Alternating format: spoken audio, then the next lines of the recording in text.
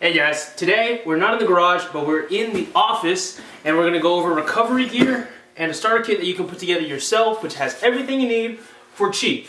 So let's not waste any time and get right into it.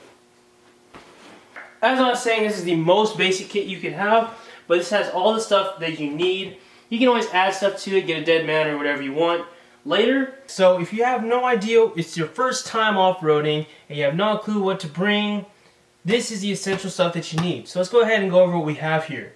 So the first thing you're going to want to have is a recovery strap, and this is from Senal. It's on Amazon. Again, there'll be links in the description below for all the products in this video. This is a 20-foot by 3 inches wide strap. Its braking strength is 35,000 pounds. It all says right here. So you can go with a strap with this kind of design, or you can go with a kinetic strap, like a bubble rope or something from Voodoo, something like that. And that works just fine.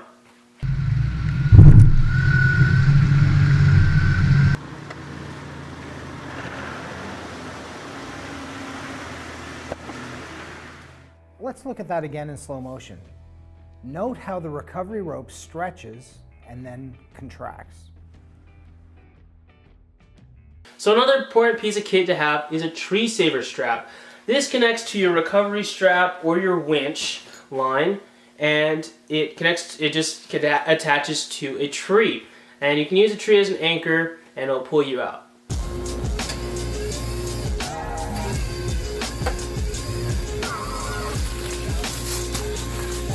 So recovering your rig and keeping your rig safe is important, but what's more important is keeping yourself safe. So you're going to need yourself a pair of gloves. Now these are by Hardy. These are just the Harbor Freight mechanic gloves. They're super cheap. These are like $5, and these will do you justice. They might wear a little bit faster than a more expensive type of glove, but these will get you started for your first or couple trips. Next up, let's talk about shackles. We have D-shackles here. Soft shackles, these are my favorites here. So let's first go over the D-shackle. This is the classic design. Every off-roader knows what the hell one of these are. It's a D-shackle. It's just, all these things do, all the shackles do, is attaches one piece of line to another piece of line. So you can attach your winch rope on one end of this, and then connect your tree shaver to the other end. The possibilities are truly endless. This is just a connector piece. So, pretty much how a D-shackle works is this is the most traditional one. This is a D-shackle, and you just put the pin in, and you just close it up, and there you go. And there is your locking point. Soft shackle works a little bit different, but same principle. So you have one long rope with a knot on the end and a hoop on one end. You want to give yourself some room on the hoop, put the knot through, and then as you tighten the rope, as you can see, it also tightens that hole. So the knot will not come out, and it's a really nice and strong bond. Now there's a couple advantages of having a soft shackle instead of a hard shackle. Number one, you minimize the danger. So if you imagine string pulling on this with tension, now something breaks in your system, this becomes a flying projectile. Now this thing is about 5 pounds. It's pretty heavy, it's kind of heavy, opposed to this thing, which is nearly weightless. This is just a piece of string. So same kind of debate whether you should go steel winch line or synthetic winch line. It's the same exact stuff. I like to keep a bunch of different D-shackles in here because whenever I go off-roading, these are the first things to disappear. So I have some. These are from Amazon. These are some shackles from Amazon that I have. This is from Harbor Freight that I have. There are a bunch of different braking strengths and sizes you can get, so pretty much just pick out whatever is good for your rig. Soft shackles, these tend to be a little bit stronger than the steel ones. These are from Gator Jaw, and these are 32,000 braking strength ones. These are 7/16. So these are really nice. These work for my Jeep just fine. Different colors too. So that is soft shackles. These are what you need.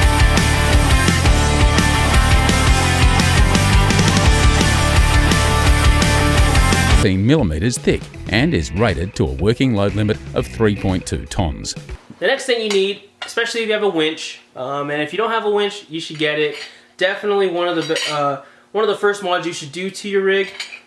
But this is what you need next. This is a snatch block. If you don't know what a snatch block is, this works as a pulley. And if you don't know pulleys, or if you forgot since schooling, a pulley can literally double the pulling strength or the pulling weight of a system. It just, you slide in your rope through here, and you slide it back over, and then you use it as a pulley or whatever. You might anchor this to something else. You anchor it down, and then you pull, and works just like a pulley. Super, super simple. Pull the cable through the snatch block, and you take that back to your Jeep and attach it there. Now the reason for this is to get more oomph from your winch. And the last thing you're going to need is a shovel. So one way or another, you're going to get stuck. Whether it's in mud, snow, sand, whatever it may be. And you'll need a shovel. Because you don't want to use your hands, because your hands have small surface area, and it's going to hurt the shit out of your hands in the morning.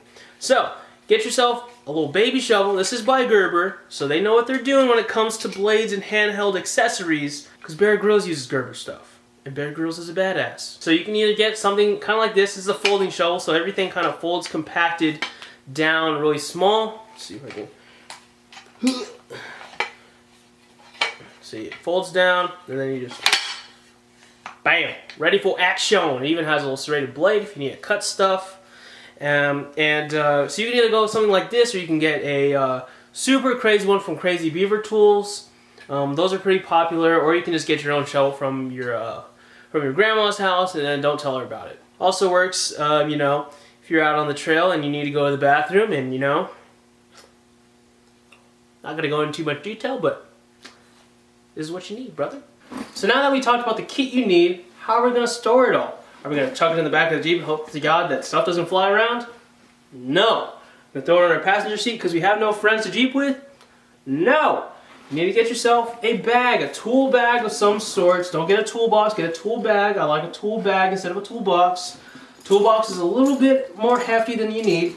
And this right here is a perfect bag. This is from Harbor Freight. It's the Hercules brand. 18-inch toolbox.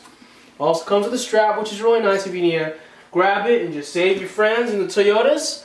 You just bring your recovery bag. So, let's put all the stuff in here and throw it in the Jeep, and let's go off-roading.